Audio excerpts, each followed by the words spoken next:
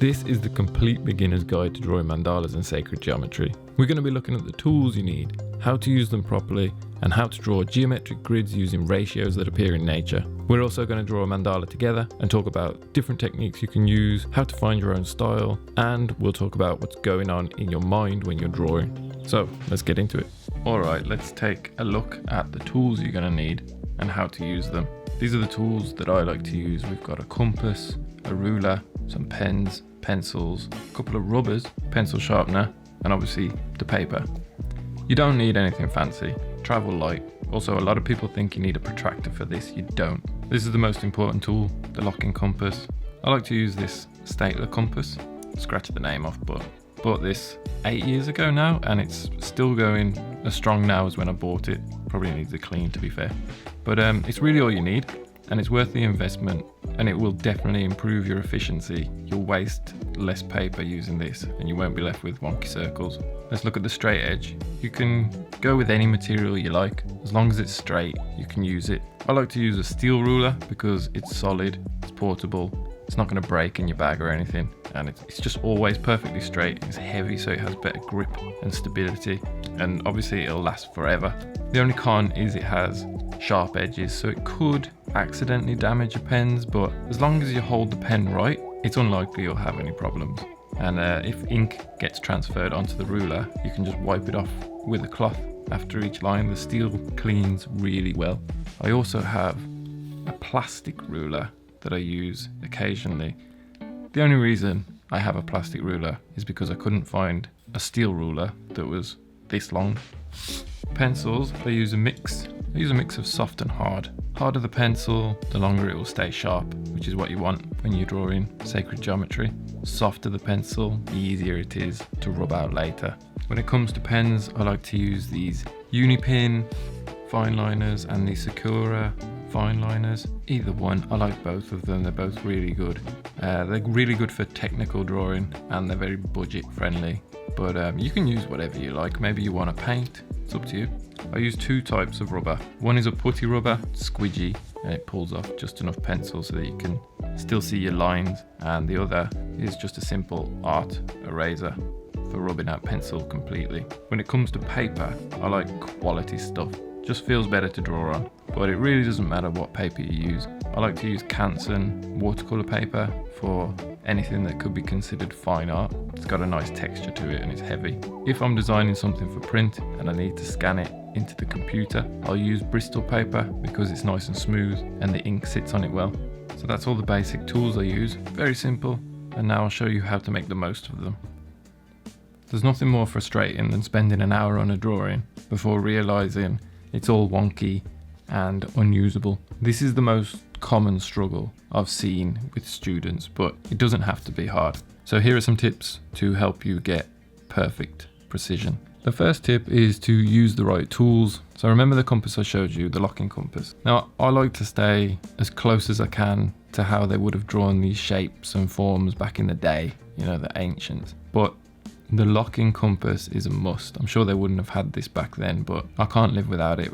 When it's locked in place, it won't change size unless you tell it to. If you're not using a locking compass, just the slightest little knock can adjust it, and it'll throw you nice circles off course. What I also like about this compass is that you can put your own pencil or pen inside. You don't have to rely on the little bits of lead that come with it. So you can keep your pencil as sharp as the needle of the compass. And when you're putting the pencil in, you want to make sure that it lines up perfectly with the needle of the compass. So when you close the compass, the 2 points touch. Let me show you how to use it. So we need a piece of paper. Here we go. So when you're drawing a circle, you want to make sure you put pressure only on the arm with the needle. You want the arm with the pencil to just float across the paper, but all of the pressure is on the needle. Pinch the top and twist the compass as if you're turning a dial, and you want to lean into it. If you're drawing bigger circles, you can flip your grip, so you're reversing your wrist and winding into the circle. This gives you enough space in the wrist to go the full 360. without interruption. Make sure your paper is held in place with tape or hold it, otherwise it'll spin with the compass. And obviously when you're drawing your lines, you want to make them as light as possible so that you can erase them if you have to. I'm drawing them a bit darker here just so they show up on camera better, but draw them light. You'll also use less lead that way, so your pencil will stay sharper for longer. Pencils are graded to indicate the ratio of the graphite to clay. B means there's more graphite, so it's a soft pencil. H means there's more clay, so it's a hard pencil. HB is right in the middle. And the higher the number next to the letter, the harder or softer the pencil will be. So an 8H is hard enough and sharp enough to slice straight through your paper, while an 8B is softer than an accountant's handshake. The harder the pencil, the longer it will stay sharp. So you want to aim to use something like a 4H, something like that. You see this? You see how sharp this is? A hard pencil will last 10 times as long as a soft pencil. So you can use a hard pencil in your compass, and when you're drawing straight lines, just don't use it for sketching because it's hard to rub out. Give it a quick sharpen every time you're taking a break or changing the compass size. I like to sharpen my pencils with a knife to get them super sharp. Tip number 2, this is using the ruler. So let's say you have 2 intersections, right? These are your 2 intersections, and you want to draw a line between them.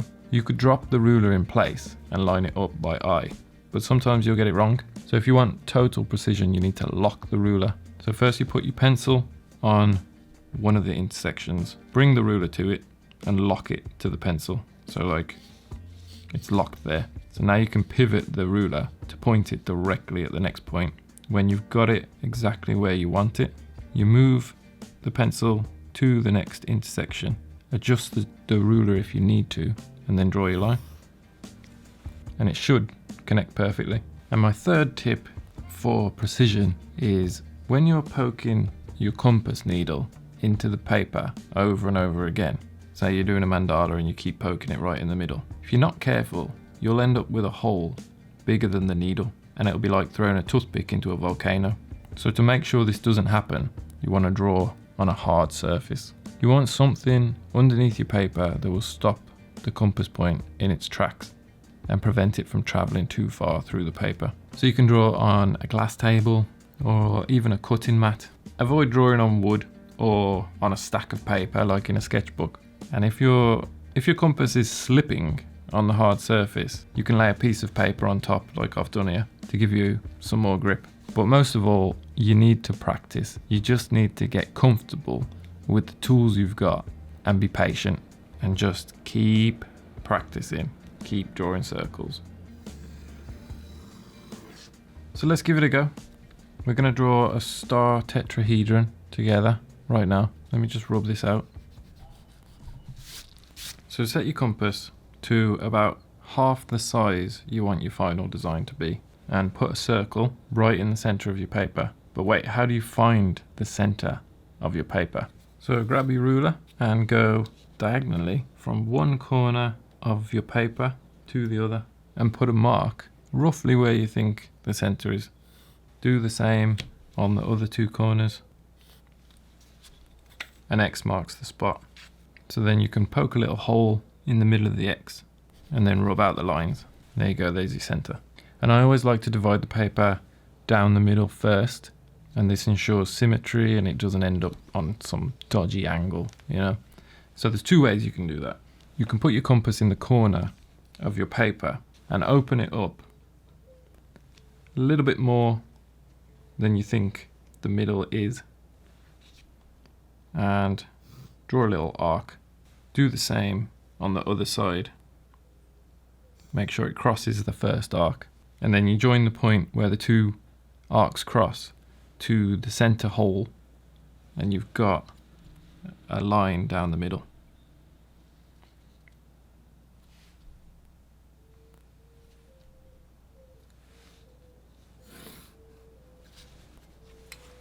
There you go. The second way you can do it is just grab a ruler, measure the paper, figure out where the halfway point is, what measurement is halfway, and just draw a line there. Let's get rid of that X. Alright, so we're going to set the compass to half the size that we want our design to be. So something like that. Round about 3.5 centimeters. And we'll draw our first circle in the center.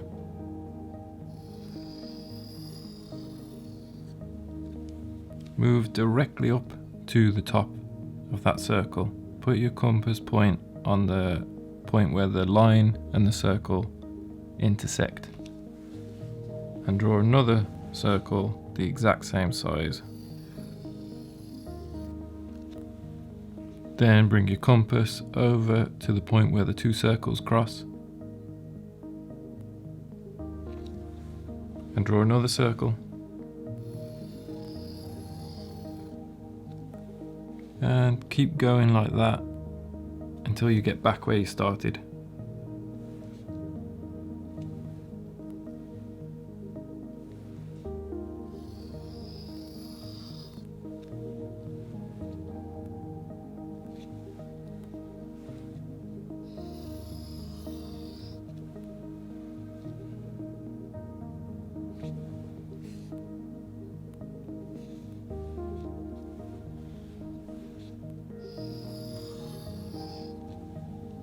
If your circles don't meet up perfectly like this, don't worry about it.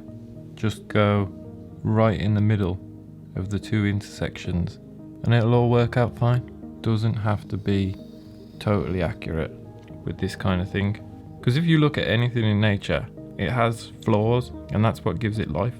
So you see how we've got a line going straight through these petals that are in the center of the design? We need to do the same with these petals here. So we're going to connect these 2 points and we're going to project the line out to the edge of the pattern. So pencil on the point, bring the ruler to it, lock the ruler, line it up with the intersection you want to connect to, adjust it slightly, draw your line. Do the same on the other 2 petals. Pencil on the intersection, lock the ruler, line it up, adjust, draw the line. There you go, now it's divided up into 6. Now grab your putty rubber,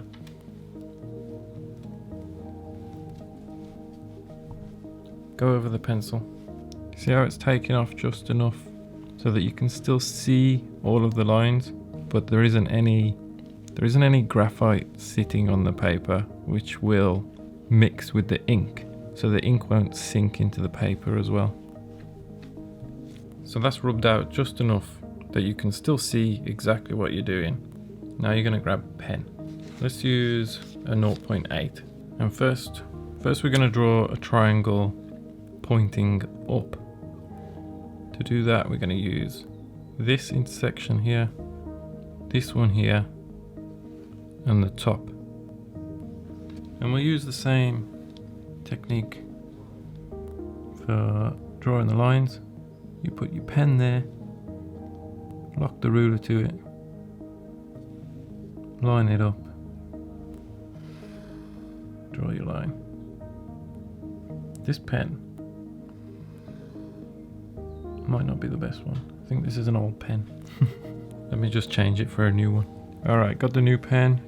If you have to, wipe any ink off your ruler and make sure your ink has dried before you move on to the next line so you don't smudge it. So the next one will be, we'll connect this point to the top.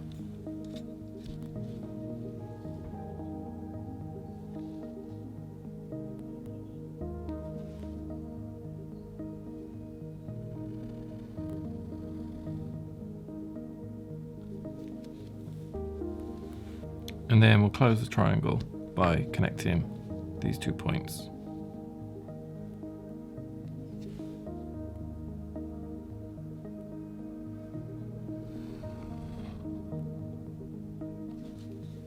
Next we're going to draw a triangle pointing down using the remaining points, but it's going to sit behind the triangle that we just drew. So we start off with these 2 points at the top.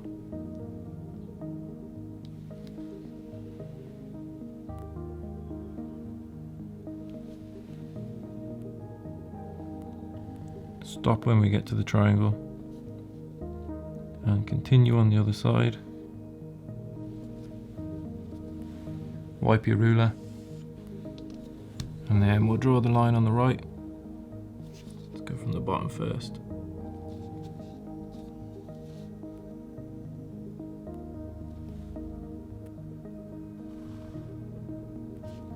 Stop at the triangle.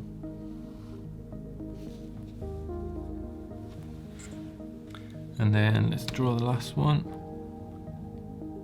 Close this triangle off.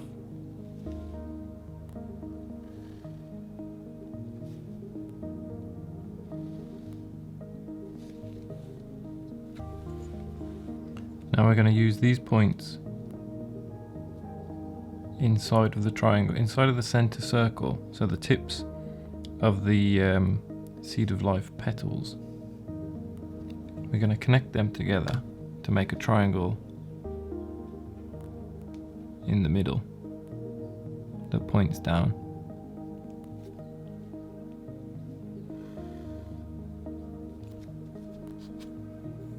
We'll connect that one to the bottom.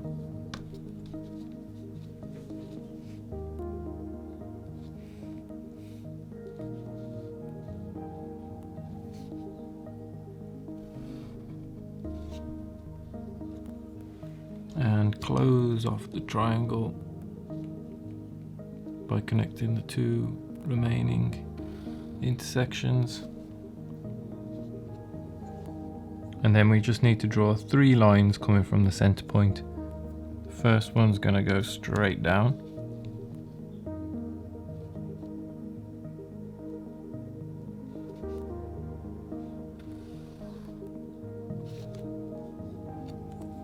Then we're going to go to the top right.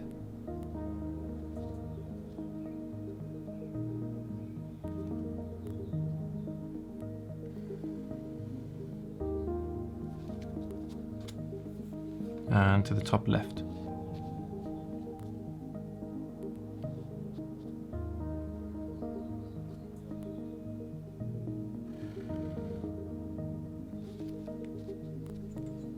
And there you go, there's your first bit of sacred geometry. Add a bit of shading in if you want, and you're done. Now it's pretty satisfying drawing patterns like this, in a way that is quite hard to put your finger on. But what if you want to draw more complex patterns that involve curves, leaves and more organic features? Then you need a mandala grid. So there are lots of different ways to draw grids for mandalas. The most boring one that you should never, ever, ever use is this one. It's made with a protractor and the metric system, and it makes me want to be sick just looking at it. But everyone starts like this, I did. So I'm going to save you the trouble. You don't have to go down that road. Our brains are programmed to not only find symmetry pleasing, but also specific patterns and ratios, like tiled hexagons and logarithmic spirals, and obviously the golden ratio. Your brain finds that appealing because it creates a sense of harmony and order. But not only that, there's a theory that we've evolved to seek patterns in nature because they represent organic things, things that give us life or even take it away. Objects that don't follow patterns are usually not organic and therefore less useful to us, like rocks. Humans crave order, so by using a geometric grid from the start, you're almost guaranteed to create something beautiful for the brain of the beholder. And this is actually a lot simpler than it sounds. It's way less time consuming than measuring and drawing endless circles. So let's draw one together. What the? No way. As if I was just saying how long this has lasted me. Oh, that's not good. Well, 8 years is pretty good going. Maybe if I can just press that down, maybe it'll still work. Come on. Yes. Why buy a new one when you can just fix what you got? Maybe I can pop these off. Nice. Back in business. Let's continue. So before we draw any circles, let's find the center of the paper like we did before. Put a point there. Then I like to start with what's known as the symbol of creation, the seed of life. It's as simple as drawing a circle, then drawing 6 circles around it, like we did earlier.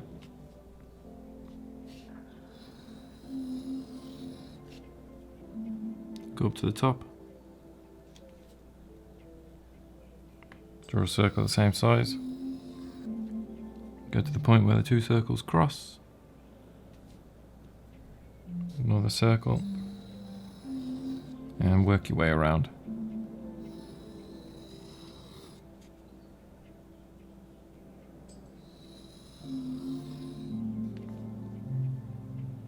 Man, this compass is still good.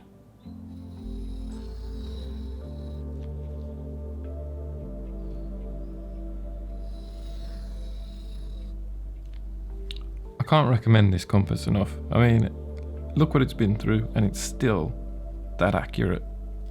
So this is the seed of life, and if you keep going with this and drawing circles the same size, using all of the intersections where the circles cross, then it expands into the flower of life.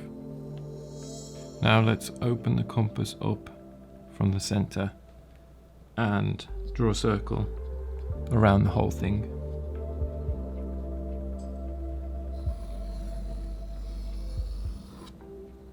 Now we'll divide it up the same way we did earlier with the star tetrahedron. We'll connect the tips of these petals in the center and project it out to the edge of the grid.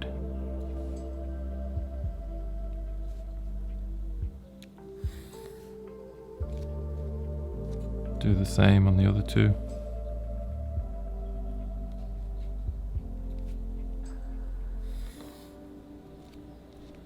And that's divided into 6. Now I'm going to use these intersections where the outer circles cross, and I'll connect them to their opposites going through the center.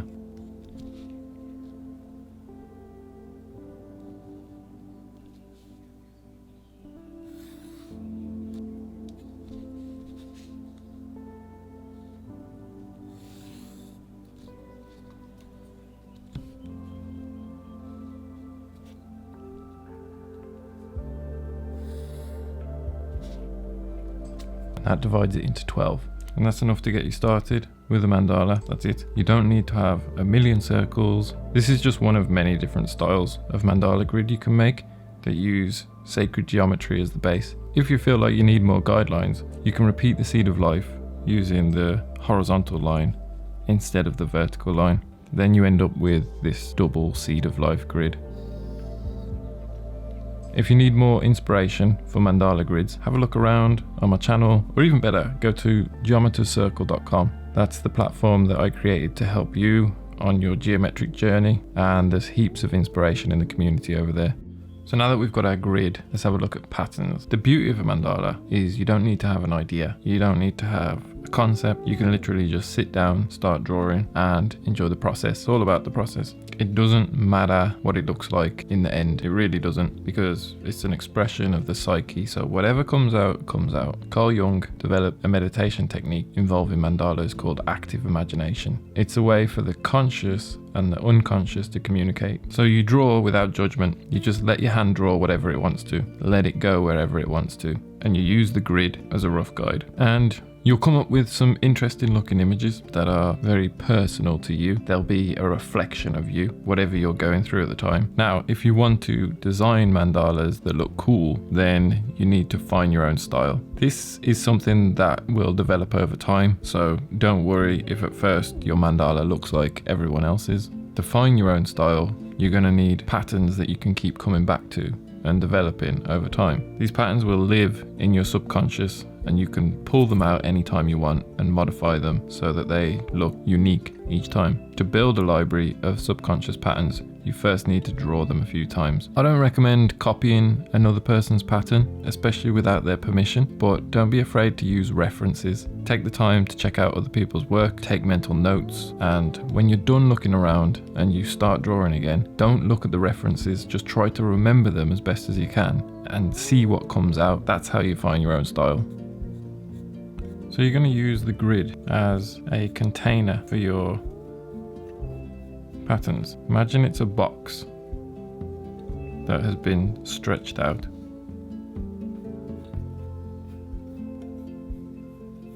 And you're going to draw your first pattern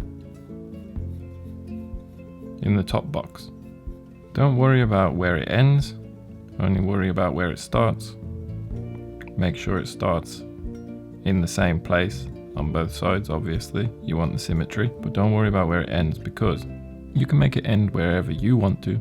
And then to repeat it, you set your compass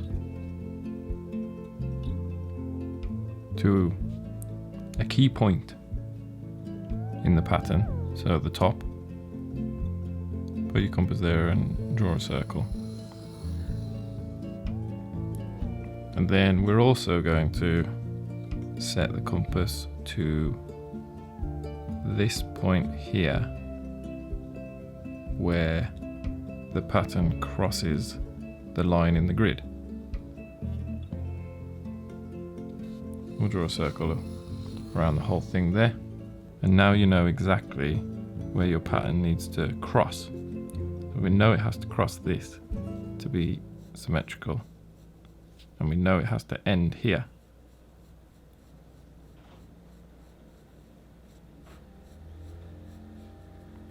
And so you can just work your way around the grid using those markers to guide your symmetry.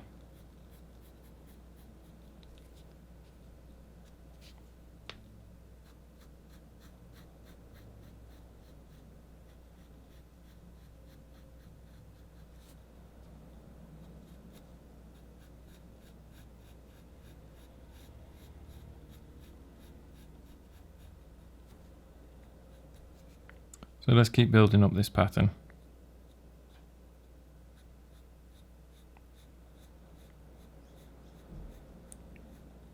Inside, so we've got a lotus petal here, and inside the lotus petal we'll just add some more details. Doesn't have to be anything extravagant. Could just be as simple as a couple of lines like this.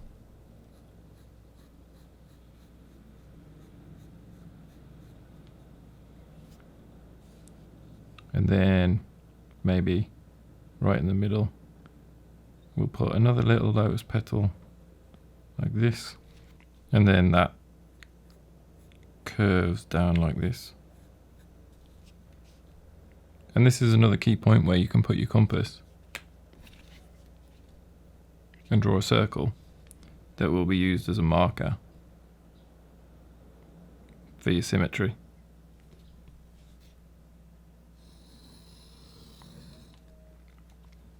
And so that's the reason that you don't draw loads and loads of circles right at the start, because you never know where you're going to need them. So it's best to draw them as you're going along.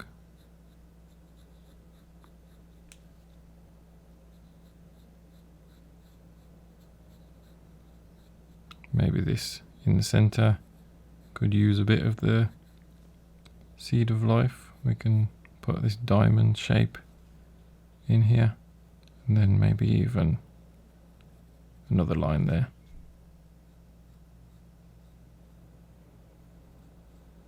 Why not? So once you've drawn your initial pattern and you're happy with it, expand on it, add these little things, try it again.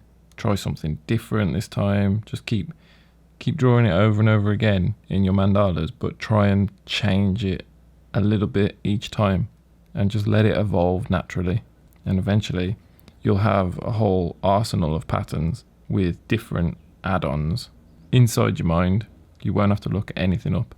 If you find yourself just looking at an empty grid, even with all the references, you just don't know where to start, go with the old faithfuls. The lotus petal is fairly simple. Let's here, I'll draw it in the box for you.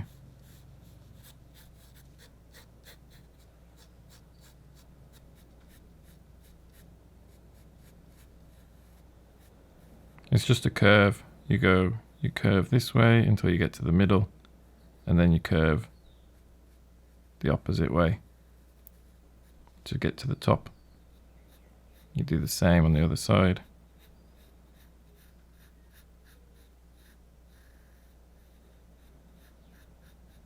And you've got a nice lotus petal. And the other old faithful is a leaf. Similar to a lotus petal, but just a curve like this, curve like this. Maybe you want to put the stem in there, and then the veins of the leaf.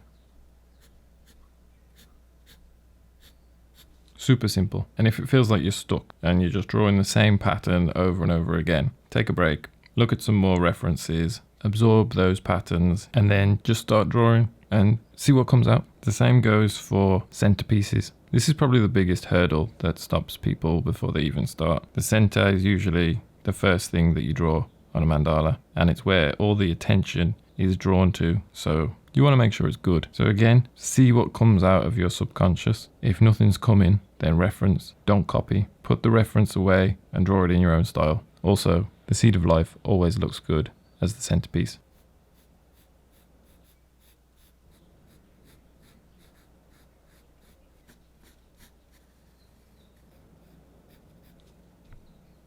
This pattern here in the middle, we're gonna do the same like we did before. Set the compass to the point we want to replicate and draw a circle. And maybe, why not, do another one where it touches the edge of that petal. So you know it has to be in this box here. I like to use circles in my mandalas a lot, so incorporate the circles that you've already drawn and just add some, because mandala means circle and it represents infinity and the universe, and that is what a circle symbolizes. So it's good to just add circles where you think you're going to need circles. So this one, so I'm using the seed of life. Let's draw this in a bit thicker so you can see exactly where it is. So this ring, I'll go over it in ink later, but I just want to show you where it is and what it's going to look like. So it will just be like that, sitting behind the petals of the seed of life.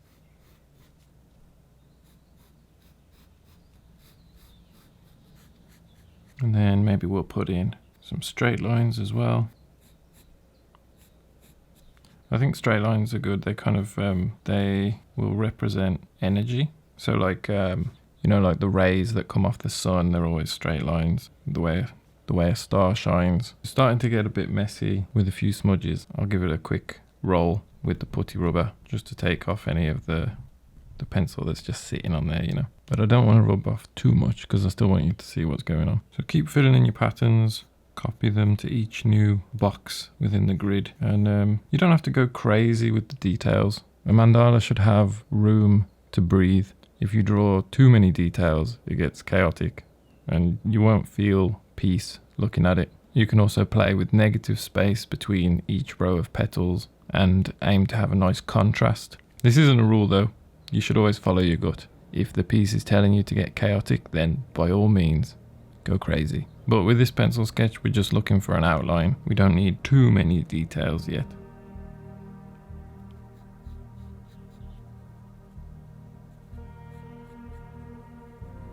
If you want to spin your paper to make it easier to draw the patterns and make sure it's symmetrical, go for it. Nothing wrong with that. The reason I don't spin the paper is because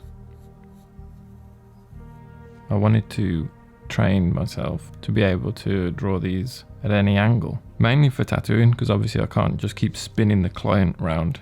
They'll get very sick. And also for painting on the wall. I can't spin the wall. Now I'm going to draw some leaves. I'm going to draw them inside of this arch that we've got here that came with the grid. So for the leaves, I'm just going to come down quite sharp at the top and then swoop out like a lotus petal, but a bit pointier at the top. And it just follows the pattern of the grid that's already there. You don't need to draw anything, any new guidelines. Then we'll put in the stem and some veins.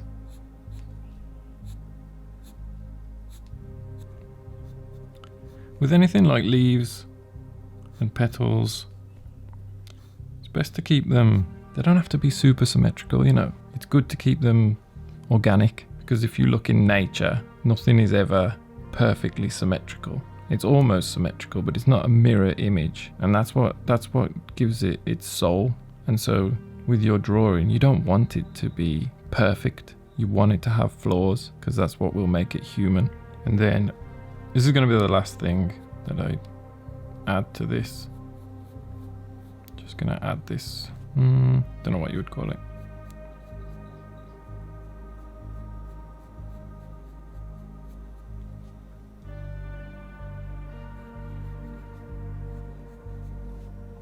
But this is what I mean by letting your patterns evolve. This is just a little add-on to the first petal that I drew.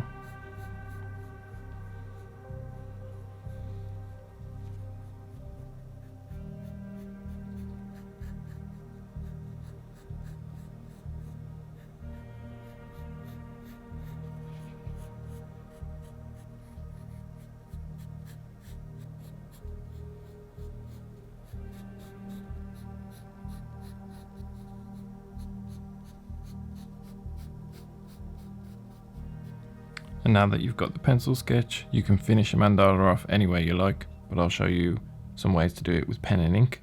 This is the way I do it most of the time.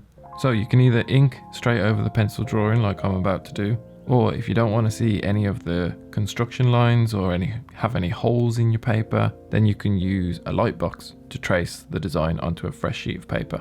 If you choose to go straight over the pencil, you're first going to want to rub off the pencil as much as you can, just enough so you can still see the lines, and then we'll trace the outline with a pen. I like to do circles with a compass even when I'm doing the ink, and luckily this compass fits a pen in there real nice. So the first thing we'll do is draw a circle right here that goes around the petals of the seed of life.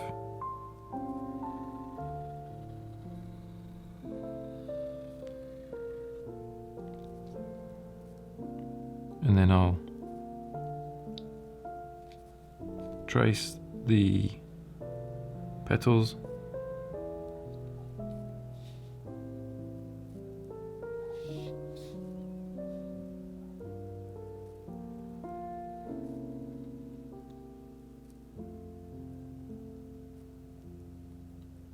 and obviously if you want to do this freehand, or if you can't fit a pen inside your compass, go for it.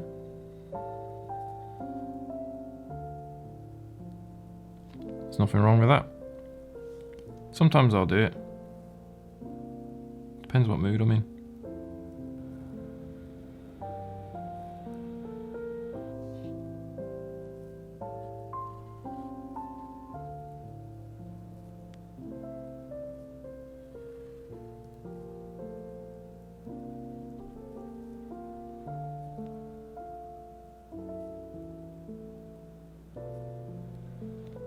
And then I'll draw this ring on the inside. You can guide the compass with your left hand to make sure it stops exactly where you want it to stop when you're not drawing complete circles.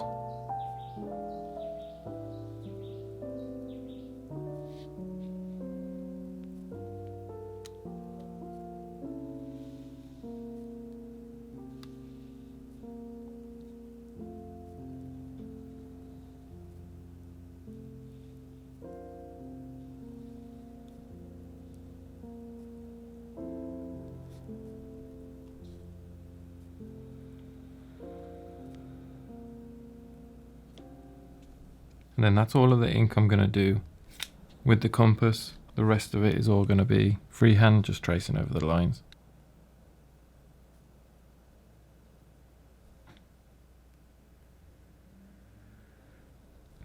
I always try to start at the bottom of a mandala, the bottom petal, when I'm inking. I've found that this is the best place to start so that you don't end up smudging any wet ink that is already there. Gives enough time for the ink to dry before you get back around to where you started.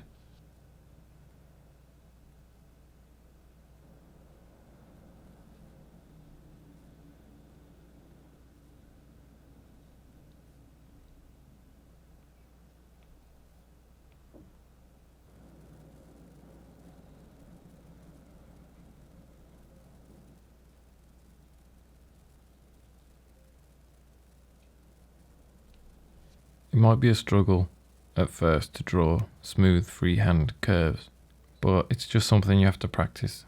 Just keep practicing the motions and they'll get better every time. You need to develop that muscle memory. And if it helps to spin the paper, spin the paper.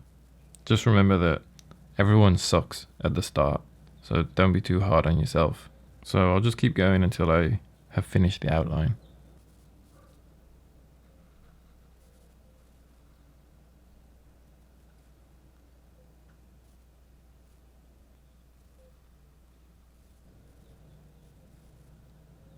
Okay, so that's the outline done, but as you can see, it's looking a little flat. We need to give it some depth. So first we'll rub out any leftover pencil because we're not going to need it anymore.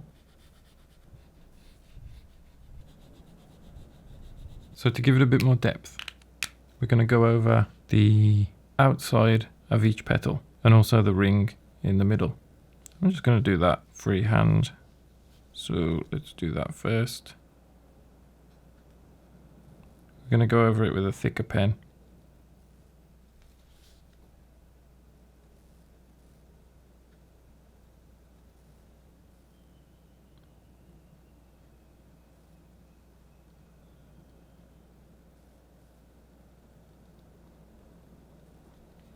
And it's okay if it's not perfect, remember.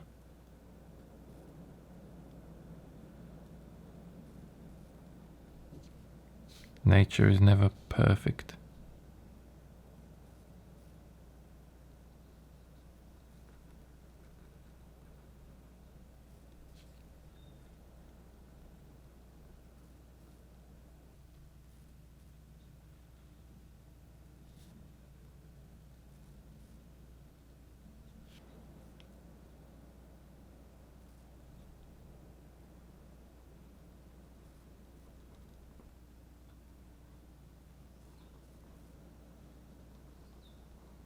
And then we'll go over the petals on the outside as well. And after you've done a few, you can go straight to thicker pens. Like you'll know where you need thick lines, where you need thin lines, so you won't have to bother doing the whole outline with a thin pen first.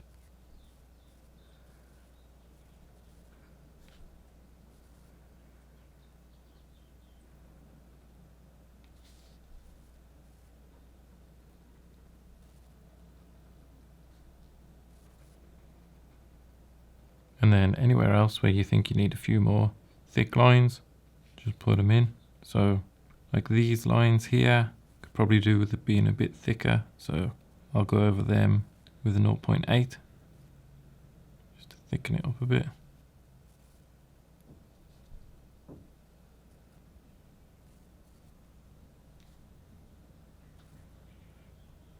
Same with the stems on the leaves. They look like they need to be a bit thicker.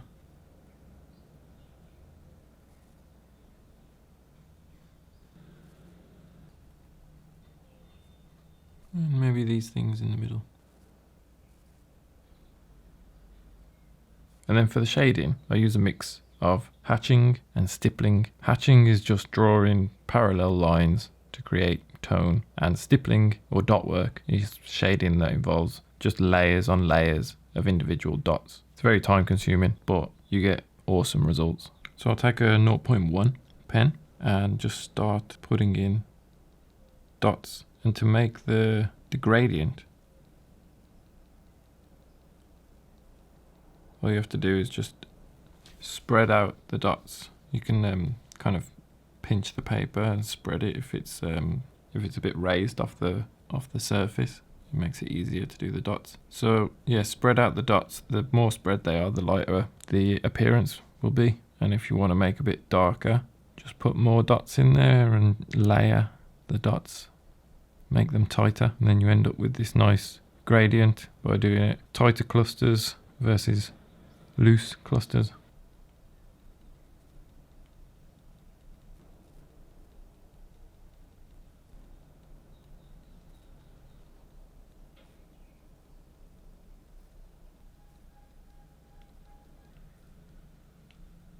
And you can experiment. You don't always have to use a small pen for the dots. You can use a thicker pen. You could try using a 0.8, 0.5, whatever you want. With these bigger dots, we're trying to get a nice gradient from dark to light, from the top to the bottom. And this is looking like it needs another line here, so if something looks a bit empty, add to it. So to keep a nice contrast, because the center is quite dark, the next row of patterns is going to be a bit lighter. So this is like I was saying earlier, we're going to play with that negative space. So I'll skip the next row for now, and I'll add some shading to the leaves, which are sitting on the last row. So I'm using the 0.1 again, and just kind of making a fade from dark at the base where it meets the other petals, so it looks like it's the shadow of the layer above. And we just go from dark to light, from tight cluster to a loose cluster, and this is giving it that depth.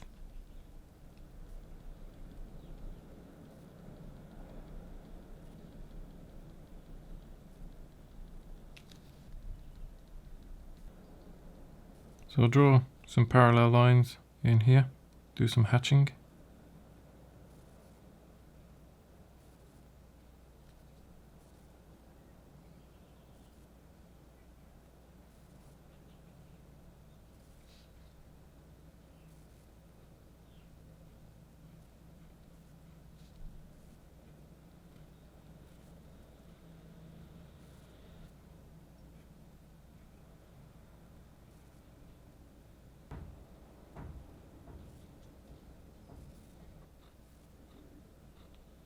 And sometimes I like to mix the hatching with stippling and just layer them.